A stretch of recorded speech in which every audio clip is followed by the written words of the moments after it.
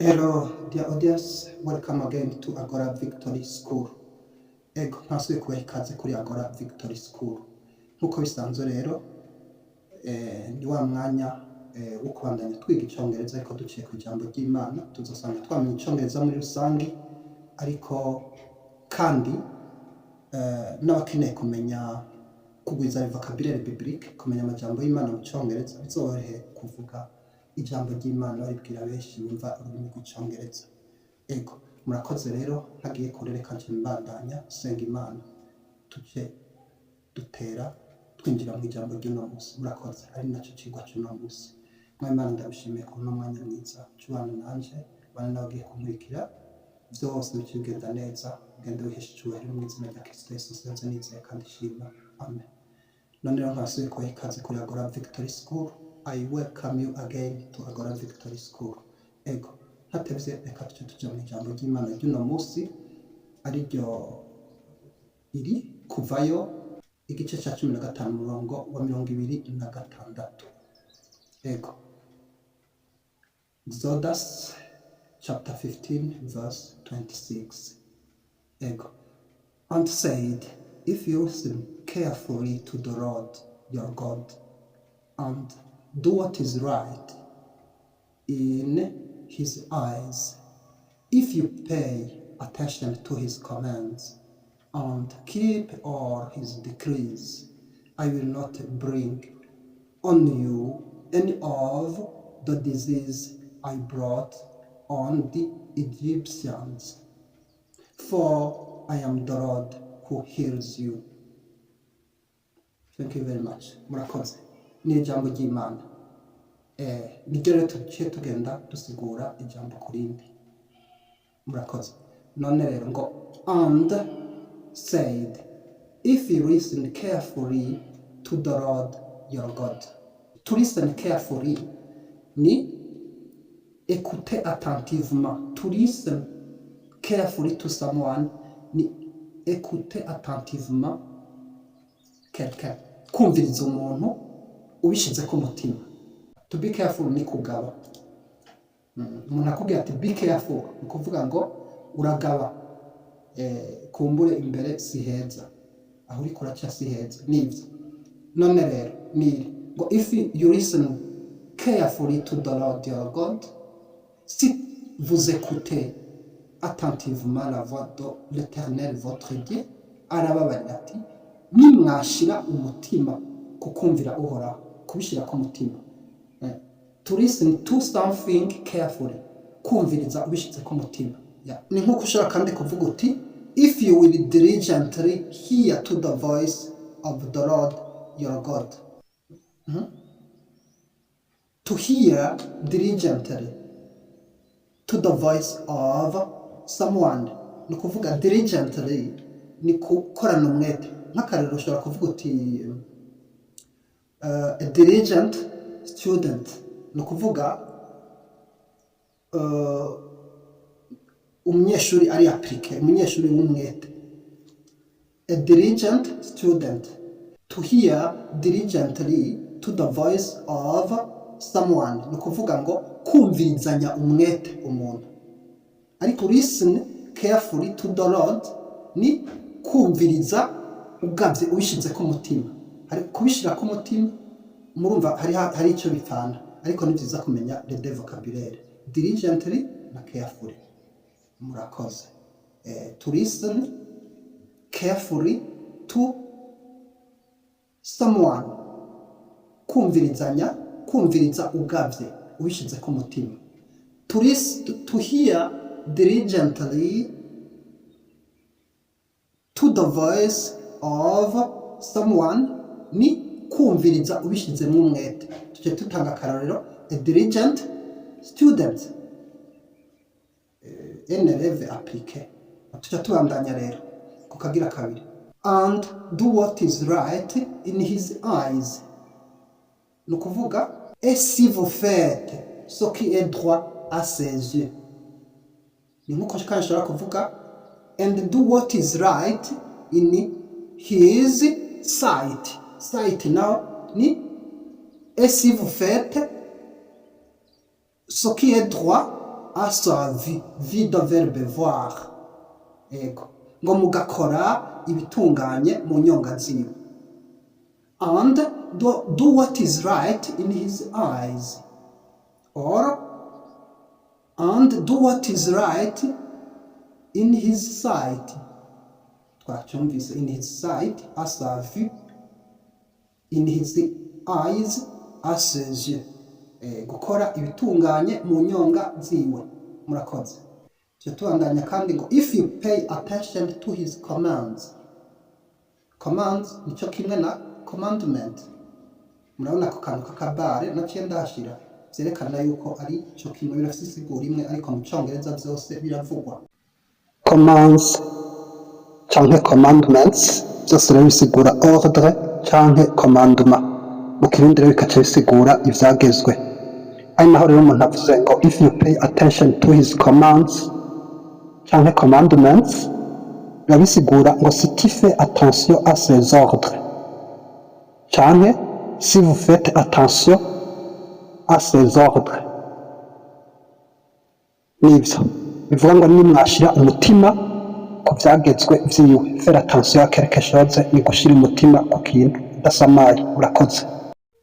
Aha, ni nkuko kandi ushobora kuvuga ngo if you give ear to his commandments, ni ukuvuga ngo uhaye ugutwi, uteze ugutwi ivyagezwe vyiwe. Nico mu gifaransa bavuga ngo prêter l'oreille à ses commandements. Si tu prêtes l'oreille à ses commandements, bivuga ngo niwatega ugutwi ivyagezwe vyiwe, ivyo yihanikirije. Urumva kica kigaruka ni nkaho twavuga tuti ni nkaco kimwe ya niki ngo if you pay attention to his commandments. Niwashira umutima ku vyo yihanikirije canke niwatega ugutwi. To give ear, kuko ear turazi ko ari ugutwi. To give ear to his commandments ni ukuvuga ngo prêter l'oreille à ses commandements. Muri iyo nzira byose bizaca bigenda neza. Everything will be alright. Murakoze. Kaja tuza kakandi avuga ngo and keep all his decrees. Decrees nico kimwe na statutes. Statute. Ego. Decrees ni nka kujya kwa decret présidentiel. Decret présidentiel ni ukuvuga ni irya tegeko ry'umukuru w'igihugu ritandukanye na ordonnance ministérielle. Ordonnance ministérielle ni itegeko risinywa na ministre. Icyo ryitwa ordonnance ministérielle. Ariko niri naryo kubera ryasinywa n'umwami kwitwa decret biratahuritse decree or decrees. Aricyo kandi cyo kimwe na statute kivuga les statuts canke ivyagezwe. Ngo es observer toutes ces lois and keep all his decrees or statutes. Et si vous observez toutes ces lois, ni ukuvuga iki? Ni mwagendera mu vyagezwe vyiwe. Observer toutes ces lois. To keep all his decrees, mukabigenderamwo, mukabigumamwo. Yeah. Decret twacumvise. Akarorero, the presidential decree has been signed. Ni ukuvuga le décret présidentiel a été signé. Muca mwumva decret ukuntu kishobora gukoresha. Nivyo. Ariko kandi turashobora kuza tukavuga niki kijanye na statut. Statut dushobora kuvuga statut de l'association, ariko statut mu majambo make n'ivyagezwe kandi navyo biba ari ivyagezwe vya association. Dushobora kuvuga tuti the signing of the statutes of our association will take place tomorrow. The signing of the statutes of our association will take place tomorrow. Ni ukuvuga la signature des statuts de notre association aura lieu demain. The signing of the statutes of our association will take place tomorrow. La signature des statuts de notre association aura lieu demain. Okay, hariho kandi dusigaje ngo I will not bring on you any of the disease I brought on the Egyptians. Dushobora kukivuga cyo kimwe kandi ngo I will put none of these disease upon you which I have brought upon the Egyptians. I will not bring on you any of the disease.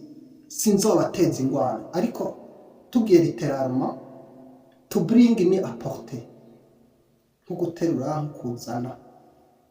Ariko tugiye muri Bibiliya bavuze ngo I will not bring on you.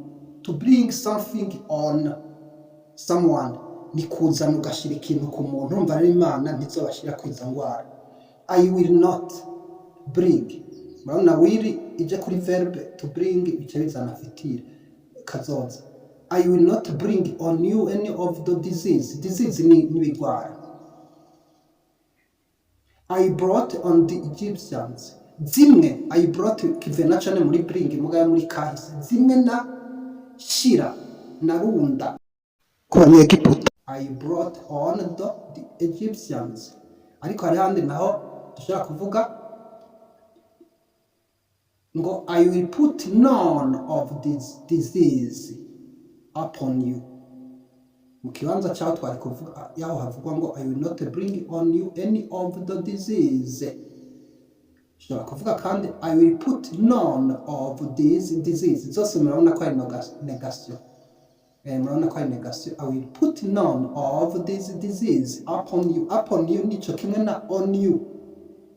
Tubyumva cyo kimwe. Aha tugenda tumenyera usanze version ivuga ko ya Bibiliya handi kavuga kuriya ukibona ko ari cyo kimwe. Ariko kandi tuzogenda mvuze nk'akarango I give you none of these things. No kuvuga ngo I give you none of these things. No kuvuga ngo ndaguha mugiyo none kiza kuzana negation bivuga ngo nta na kimwe ndaguha. I give you none of these things. Muri ibi nta na kimwe ndaguha. Mba mvuze ngo I give you nothing. I give you none of these things. I give you, it means that I give you nothing. Bisigura ngo nacho ndaguha. Kubera I give you none. Mvuze ngo I give you ucamva umenga ni positive uraja kuronka ikintu muga nzanyemwo none. Cyangwa ngo ni nta na kimwe nguha. Murabyumva rero. I will put none of this disease. Nukuvuga ngo nta ngwara nimwe nzobashirako upon you. Upon you nico kimwe na on you. Which I have brought upon the Egyptian. To bring upon the Egyptian. To bring on the Egyptian. Egyptians. Que je ne frapperai d'aucune des maladies dont j'ai frappé les Égyptiens. D'aucune. Non ni aucune. Niyo sigura nziza. Non isigura aucune. I will put none of this disease upon you, which I have brought upon the Egyptians. Je ne frapperai d'aucune des maladies dont j'ai frappé les Égyptiens. Ngo nta ndwara azobateza nk'izo yateje abanyegiputa. Nivyo. Akanyuma nako ngo for I am the Lord who heals you. Ngo kuko ari we uhoraho abakiza indwara. To heal ni gukiza. To heal nico kimwe na guérir. Nk'akarorero Jesus Christ heals all kinds of disease. Ni kuvuga Jésus-Christ guérit toutes sortes de maladies. He heals all kinds of disease. Il guérit toutes sortes de maladies. Ego Yesu akiza indwara z'ubwoko bwose. Murakoze rero nkaba ndabashimiye kuri uno mwanya maze tumaranye. Ego none rero mukimandanye mugira subscribe, mugira sabone, bije bizohora bishikira iwanyu ibibarengane. Amemta mugira na share na canke partager, like na commentaire mutubwire icyo dukwiye guhindura.